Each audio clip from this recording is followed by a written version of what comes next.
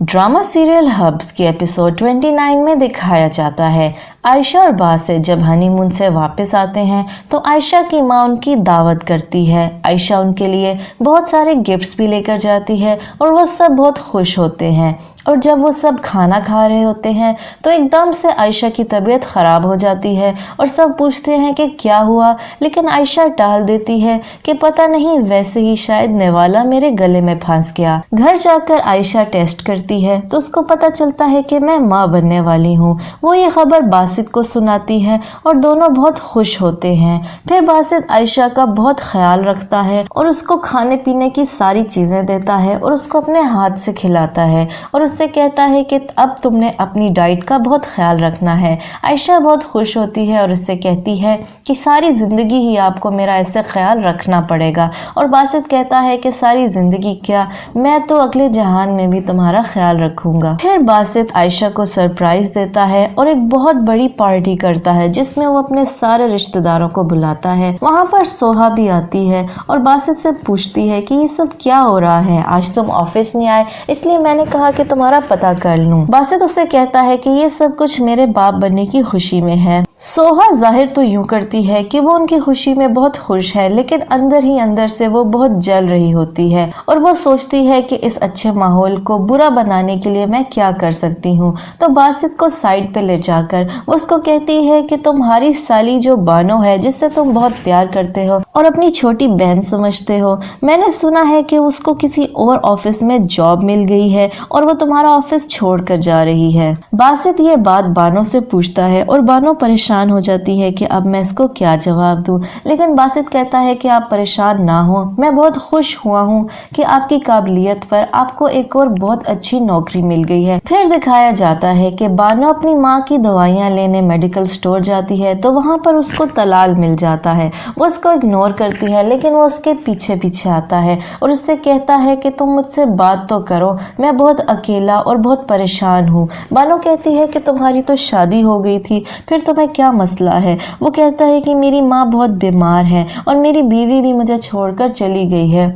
बानो कहती है कि मेरी दुआ है कि अल्लाह तुम्हारी माँ को सेहत दे, बाकी तुम्हारे जो मसले मसाइल हैं उनके बारे में मैं कुछ नहीं कर सकती। तुमने मेरी जो ज़िंदगी बर्बाद करनी थी वो कर दी है, अब मेरा और तुम्हारा कोई ताल्लुक नहीं और मेरे पीछे मत आया करो। फिर दिखाया जाता है कि बासित की गैर मौजूदगी में सोहा आयशा से मिलने आती है और उससे कहती है कि मैं तुम्हें गिफ्ट देने आई हूँ तुम्हारे माँ बनने की खुशी में। आयशा उसको देखकर बहुत खुश होती है और वो यही समझती है कि सोहा मेरी एक अच्छी दोस्त है।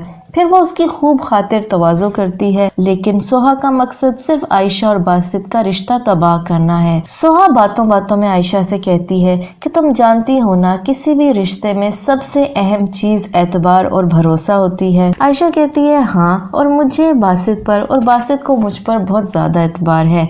लेकिन सोहा उससे कहती है कि अच्छा, फिर तो उसने तुम्हें अपने बारे में सब कुछ बताया होगा। आयशा बहुत पुरएतमाद होकर कहती है कि जी हाँ, उसने मुझे अपने माजी के बारे में सब कुछ बताया हुआ है। लेकिन सोहा उससे कहती है कि बासित ने क्या तुम्हें ये भी बताया है कि वो मुझसे मोहब्बत करता था। आयशा ये सुनकर बहुत शौक में आ जाती है कि ये सोहा क्या कह रही है।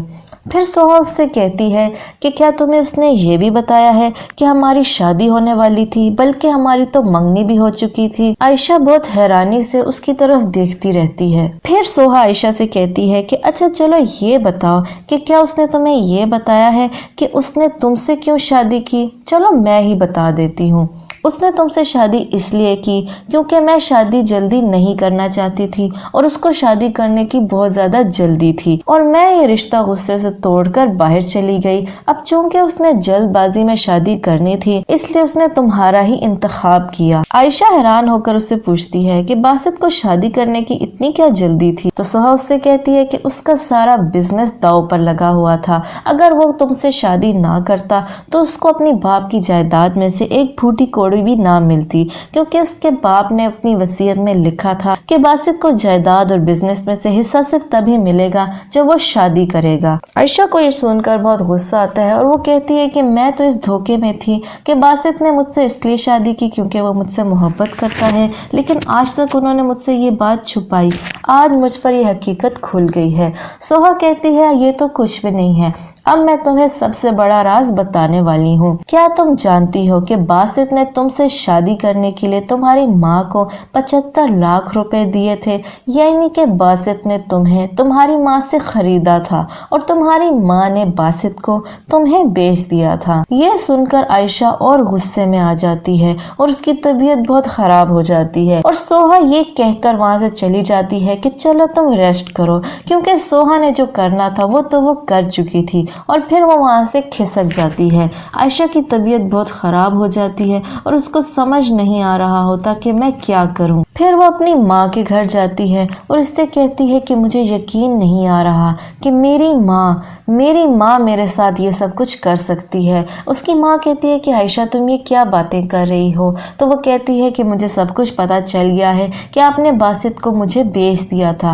मेरी माँ ने मेरी कीमत लगाई। ऐसा तो बाजारी औरतें करती हैं जो आपने मेरे साथ किया। उसकी माँ उसको रिलैक्स करने की कोशिश करती है, लेकिन आयशा आपे से बाहर हो जाती है और उसकी तबीयत बहुत खराब होती है और बानो उसको वहां से ले जाती है।